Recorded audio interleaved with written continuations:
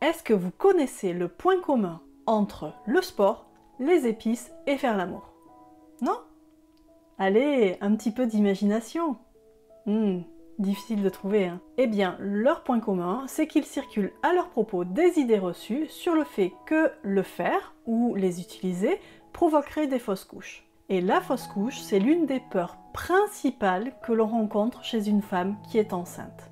Qu'elle en ait vécu ou non, cela peut même générer des crises d'angoisse.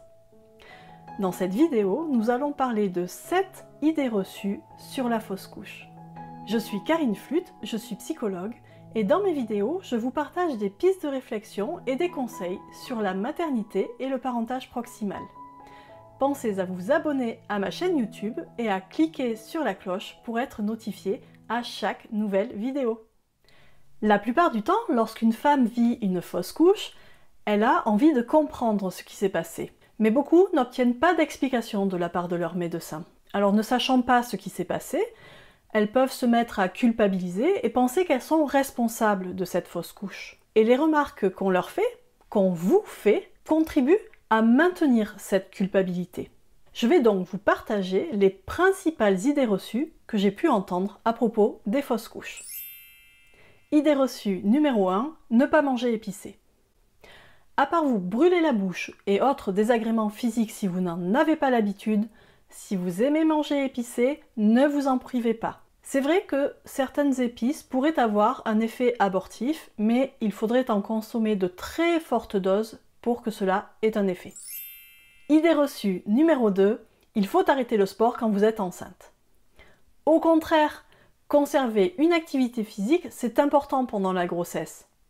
Il vous faudra probablement l'adapter. Et puis, si vous n'êtes pas sportive à la base, ce n'est probablement pas le moment de préparer un marathon. Quoique, on dit que l'accouchement demande un effort aussi intense qu'un marathon. Dans tous les cas, écoutez votre corps et si vous sentez que vous avez besoin de vous reposer, faites-le. Idée reçue numéro 3, le stress provoque des fausses couches. C'est une patiente que j'ai vue dernièrement qui m'a rapporté cette idée reçue. Elle venait d'apprendre sa grossesse et elle s'est mise à faire de grosses crises d'angoisse. Elle n'a pas compris pourquoi, parce que c'était la première fois qu'elle était enceinte, elle n'avait jamais vécu de fausse couche. Du coup, elle s'est tournée vers son entourage pour parler de ce qu'elle ressentait. Et là, beaucoup de personnes lui ont dit qu'à force de s'inquiéter et d'avoir peur de faire une fausse couche, elle allait finir par en faire une. Vraiment ? Donc, vous connaissez une personne qui est enceinte. Elle a peur de faire une fausse couche. Vous croyez qu'il se passe quoi quand vous lui dites qu'elle va finir par en faire une à force de stresser? Non seulement elle va se mettre à stresser encore plus à l'idée de faire une fausse couche, mais en plus elle va culpabiliser à l'idée de faire cette fausse couche parce qu'elle ne peut pas arrêter de stresser. Alors imaginez sa culpabilité si après elle vient à faire une fausse couche. C'est quelque chose qui peut peser toute la vie sur la conscience d'une personne. Alors qu'il n'y a pas de lien. Ce n'est pas parce que vous êtes stressé et que vous avez peur de faire une fausse couche que vous allez en faire une. Bien sûr, le bébé, il est relié aux émotions que peut ressentir sa mère, mais cela ne provoque pas de fausse couche. Idée reçue numéro 4, le sexe provoquerait des fausses couches. Selon certaines personnes, faire l'amour pendant la grossesse nuirait au bébé et pourrait lui faire mal. Ce n'est absolument pas le cas. C'est vrai que si vous avez un orgasme, vous pourriez avoir des légères contractions, mais ce n'est pas le cas pour tout le monde. Au contraire, vous allez plus ressentir du plaisir et du bonheur. Sachant que le bébé est connecté à vos émotions que vous ressentez, qu'elles soient positives ou négatives, lui aussi va plutôt ressentir quelque chose de très positif.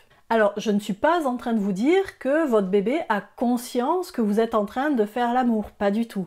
C'est juste que quand vous faites l'amour, vous libérez des hormones telles que l'endorphine, la sérotonine, l'ocytocine, et ce sont des hormones qui vous font vous sentir bien, et comme vous vous sentez bien et que c'est libéré dans votre corps, votre bébé se sent bien aussi. À part si votre gynécologue ou votre sage-femme vous ont interdit de faire l'amour, ne vous en privez pas. Idée reçue numéro 5, il faut attendre avant de retomber enceinte. Il n'y a pas de raison d'attendre pour retomber enceinte après une fausse couche. Votre corps va ovuler de la façon habituelle et vous aurez vos règles si l'ovule n'est pas fécondé. Si vous vous sentez prête à être à nouveau enceinte, ne vous privez pas et recommencez les essais. Idée reçue numéro 6, il faut laisser tomber les essais après 3 fausses couches. Mais alors, mais pas du tout. C'est vrai, hélas, que ça peut arriver qu'on fasse plusieurs fausses couches les unes à la suite des autres. Ça peut arriver d'enchaîner fausses couches et interruption médicale de grossesse, mais cela ne veut pas dire que vous ne pouvez pas retomber enceinte et mener à terme une grossesse ensuite. De nombreuses femmes ont été dans cette situation et ont un bébé en parfaite santé maintenant.